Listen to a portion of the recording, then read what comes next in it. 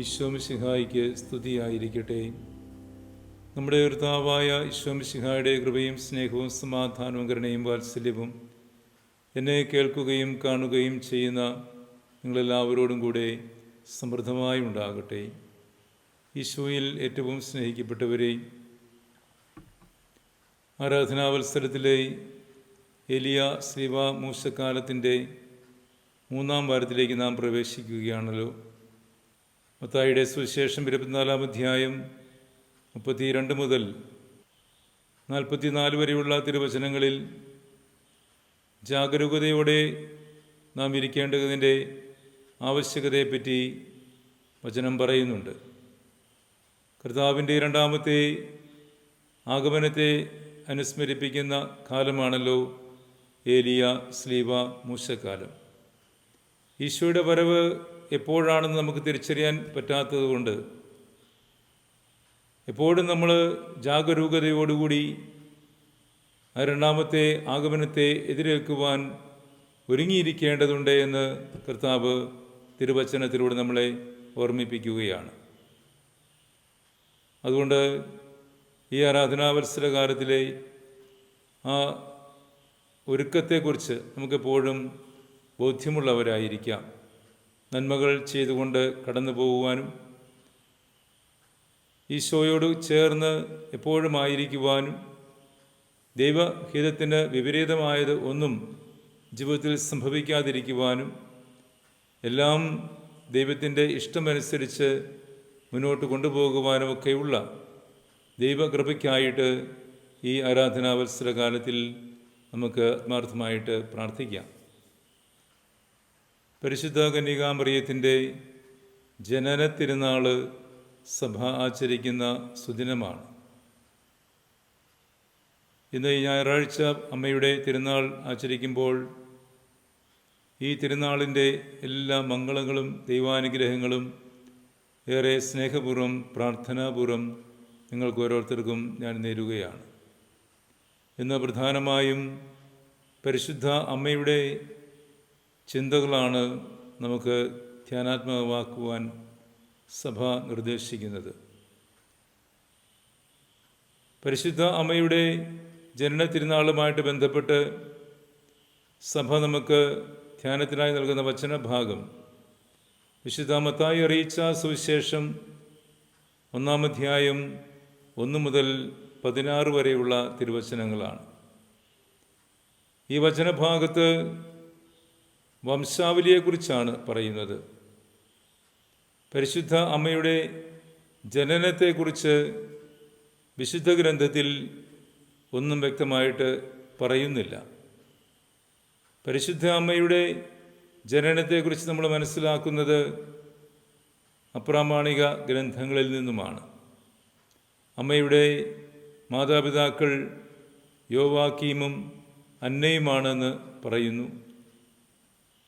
ഈ വിശുദ്ധരായ മാതാപിതാക്കളിൽ നിന്നും വിശുദ്ധയായി പരിശുദ്ധ അമ്മ ജനിച്ചു എന്നത് പിന്നീട് വിശ്വാസ സത്യമായി പ്രഖ്യാപിക്കുന്നതായിട്ട് നമ്മൾ കാണുന്നുണ്ട്. 9-ാം പിയൂസ് മാർപ്പാപ്പ പരിശുദ്ധ അമ്മയുടെ അമലോത്ഭവത്തെ വിശ്വാസ സത്യമായി പ്രഖ്യാപിച്ചതായിട്ട് സഭയുടെ ചരിത്രം പറയുന്നുണ്ടല്ലോ. വിശുദ്ധരായ യോവാക്കീമിനും അന്നയ്ക്കും പിറന്ന പുത്രിയാണ്, ദൈവത്തിൻ്റെ തിരഞ്ഞെടുക്കപ്പെട്ട പാത്രമാണ് പരിശുദ്ധ അമ്മ എന്നത് നമ്മൾ തിരിച്ചറിയേണ്ട യാഥാർത്ഥ്യമാണ്. മനുഷ്യരായ നമുക്കെല്ലാവർക്കും ഉത്ഭവ പാപമുണ്ട്.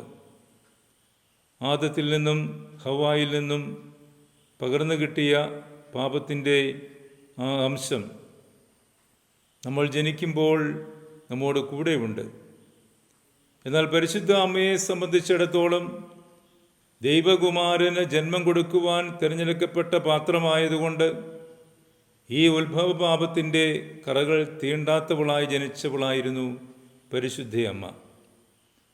അതുകൊണ്ട് തന്നെ പരിശുദ്ധ അമ്മയുടെ ആ ജനനത്തിന് ശേഷമുള്ള ജീവിതത്തിനും ഒക്കെ ഒരുപാട് അർത്ഥമുണ്ട്.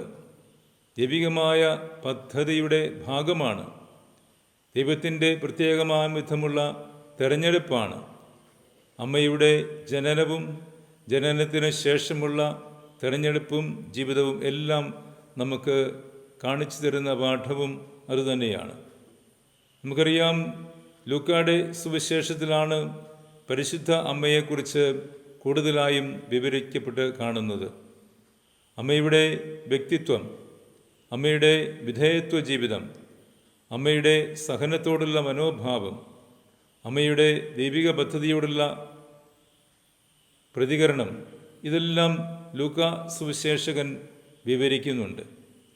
പരിശുദ്ധാത്മാവും ഈശോയും ഉദരത്തിലും ഹൃദയത്തിലും നിറഞ്ഞു കഴിഞ്ഞപ്പോൾ അമ്മ പ്രത്യേകമാംവിധം ദൈവകൃപയാൽ നിറയപ്പെട്ടവളായി വളരുകയാണ്. അതിനു മുമ്പ് തന്നെ അവൾ ദൈവത്തിൻ്റെ കൃപയിൽ ജീവിച്ചവളായിരുന്നു. അതുകൊണ്ടാണ് ദൂതൻ പ്രത്യക്ഷപ്പെട്ട് പറയുന്നത്, മറിയമേ, നീ ദൈവസന്നിധിയിൽ കൃപ കണ്ടെത്തിയിരിക്കുന്നു. അത്യുന്നതൻ്റെ ശക്തി നിന്റെ മേൽ ആവസിക്കും. നിന്നിൽ നിന്നും പിറക്കാൻ പോകുന്ന ശിശു ഈശോ എന്ന് അറിയപ്പെടും. ദൈവത്തിൻ്റെ പുത്രനാണവൻ. ഇപ്രകാരമുള്ള അറിയിപ്പുകളൊക്കെ മംഗളവാർത്തയിലൂടെ ദൂതൻ മറിയത്തിന് കൈമാറുമ്പോൾ മറിയം അതെല്ലാം തിരിച്ചറിഞ്ഞതിന് ശേഷം അവസാനം ദൈവത്തിൻ്റെ വിളിക്ക് ഉത്തരം കൊടുത്ത് ആമേൻ പറഞ്ഞ് ഇതാ കർത്താവിൻ്റെ ദാസി എന്ന് പറഞ്ഞ് വിധേയപ്പെടുന്നതായിട്ടാണ് നമ്മൾ കാണുന്നത്. വിധേയത്വത്തിൻ്റെയും എളിമയുടെയും ദൈവഹിതാനുസാരമുള്ള ജീവിതത്തിൻ്റെയും ഒക്കെ വഴികളിലൂടെ സഞ്ചരിക്കുവാൻ മറിയത്തെ പ്രചോദിപ്പിച്ചത് അവൾക്ക് ബാല്യത്തിൽ കിട്ടിയ മാതാപിതാക്കളിൽ നിന്നുള്ള ആധ്യാത്മിക ചൈതന്യമാണ്. അതുകൊണ്ട് പ്രിയമുള്ളവരെ, പരിശുദ്ധ അമ്മയുടെ ജന്മദിനം ആചരിക്കുമ്പോൾ നമ്മളൊക്കെ ഓർമ്മിക്കേണ്ടത്, അമ്മ ജന്മം കൊണ്ടും ജീവിതം കൊണ്ടും ദൈവത്തെ മഹത്വപ്പെടുത്തിയ വ്യക്തിയാണ് എങ്കിൽ തീർച്ചയായിട്ടും നമ്മുടെ ഓരോരുത്തരുടെയും ജനനത്തിന്, ജന്മത്തിന്, ജീവിതത്തിന് ദൈവസന്നിധിയിൽ അർത്ഥമുണ്ട്. അമ്മയെപ്പോലെ വിശുദ്ധ ജീവിതം നയിക്കുവാനും അമ്മയെപ്പോലെ ദൈവഹിതത്തോട് ചേർന്ന് നിന്നുകൊണ്ട് പരിശുദ്ധമായ ജീവിതം നയിക്കുവാനും നമുക്ക് ഓരോരുത്തർക്കും കടമയുണ്ട്. നമുക്കറിയാം, നമ്മൾ ഓരോരുത്തരും ഓരോ വർഷവും ജന്മദിനം ആചരിക്കുന്നവരാണ്. ഒരുപക്ഷെ ഒരു കേക്ക് മുറിച്ച് സന്തോഷം പങ്കുവയ്ക്കുന്ന നിമിഷങ്ങൾ നമ്മുടെ ജീവിതത്തിലുമുണ്ടാകാം. പക്ഷേ അങ്ങനെ ഒരു ജന്മദിനം ആചരിക്കുമ്പോൾ കഴിഞ്ഞ കാലങ്ങളിൽ ദൈവം നൽകിയ അനുഗ്രഹങ്ങളെ ഓർത്ത് നമ്മൾ എത്ര പേര് നന്ദി പറയുന്നുണ്ട് ദൈവത്തിന്. വരാനിരിക്കുന്ന ജീവിതത്തിൽ ദൈവത്തിൻ്റെ കൃപയാൽ നിറയപ്പെട്ട ജീവിതം നയിക്കുവാൻ നമ്മൾ എത്ര പേര് പ്രാർത്ഥിക്കുന്നുണ്ട്. പ്രിയപ്പെട്ടവരെ, നന്ദി പറയുവാനും വരാനിരിക്കുന്ന ജീവിതം ദൈവോന്മുഖമായി കാണുവാനും നന്മയുടെ വഴിയിലൂടെ സഞ്ചരിക്കുവാനുമുള്ള അവസരങ്ങളാണ്, അല്ലെങ്കിൽ അതിനുവേണ്ടി പ്രാർത്ഥിക്കേണ്ട അവസരങ്ങളാണ് ജന്മദിന ആഘോഷങ്ങൾ.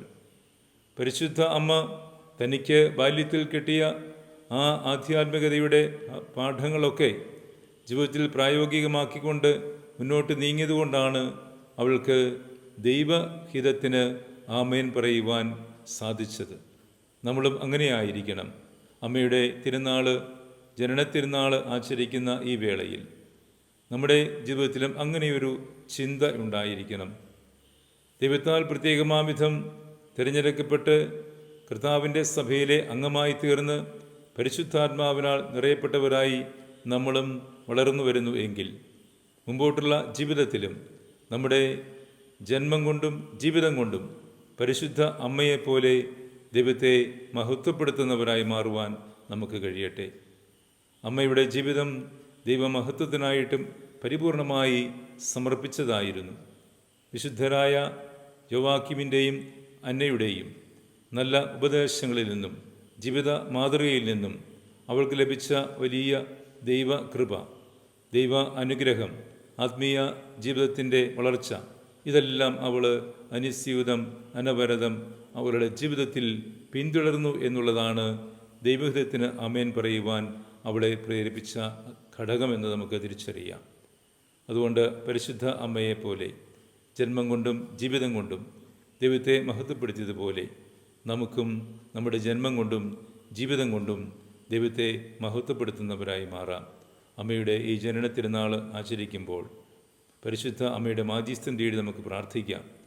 ജപമാല ചൊല്ലിയും അമ്മയുടെ ആധ്യാത്മിക ജീവിതത്തിൻ്റെ ബാലപാഠങ്ങൾ മനസ്സിലാക്കിയും ഗ്രഹിച്ചും വിശുദ്ധ ഗ്രന്ഥത്തിൽ അമ്മയെക്കുറിച്ച് പറയുന്ന വാക്യങ്ങളൊക്കെ വായിച്ചും ധ്യാനിച്ചുമൊക്കെ നമുക്ക് അമ്മയുടെ ഈ തിരുനാൾ ആചരിക്കാം. പരിശുദ്ധ അമ്മയുടെ മാധ്യസ്ഥ്യത്തിലൂടെ ഒരുപാട് ദൈവാനുഗ്രഹങ്ങൾ നമ്മുടെ വ്യക്തിജീവിതത്തിലും കുടുംബജീവിതത്തിലും സമൃദ്ധമായി ചൊരിയപ്പെടട്ടെ. പരിശുദ്ധ അമ്മയുടെ മാധ്യസ്ഥത്തിലൂടെ നമ്മുടെ കുടുംബങ്ങൾ കൂടുതൽ വിശുദ്ധീകരിക്കപ്പെടുവാനും സമാധാനം നഷ്ടപ്പെട്ട കുടുംബങ്ങളിൽ അമ്മയുടെ മാധ്യസ്ഥത്വം വഴിയായി കൂടുതൽ സമാധാനത്തിൻ്റെയും സന്തോഷത്തിൻ്റെയും സ്നേഹത്തിൻ്റെയും ആനന്ദത്തിൻ്റെയും കൂട്ടായ്മ വളരുവാനും ഇടയായി തീരട്ടെ. അമ്മയ്ക്ക് നമുക്ക് നമ്മുടെ വ്യക്തിജീവിതത്തിലും കുടുംബജീവിതത്തിലും ഇടം കൊടുക്കാം. കാനായിലെ കല്യാണ വിരുന്നിൽ വെച്ച് അപമാനം തീർത്ത അമ്മയുടെ മാധ്യസ്ഥ്യം വലിയ ഒരു സാക്ഷ്യമാണ് നൽകുന്നത്. നമ്മുടെ അനുദിന ജീവിതത്തിലും നമ്മുടെ കുടുംബങ്ങളിലും പരിശുദ്ധ അമ്മയ്ക്ക് ഇടം കൊടുക്കാം. അമ്മയുടെ മാധ്യസ്ഥ്യം തേടാം. അമ്മയിലൂടെ ഈശോ നമ്മളെ എല്ലാവരെയും സമൃദ്ധമായി അനുഗ്രഹിക്കട്ടെ. നമ്മുടെ കർത്താവ് ഈശോ മിശിഹായുടെ കൃപയും പിതാവായ ദൈവത്തിൻ്റെ സ്നേഹവും പരിശുദ്ധാത്മാവിൻ്റെ സഹവാസവും നാം എല്ലാവരോടും കൂടി ഉണ്ടായിരിക്കട്ടെ, ഇപ്പോഴും എപ്പോഴും എന്നേക്കും. ആമേൻ.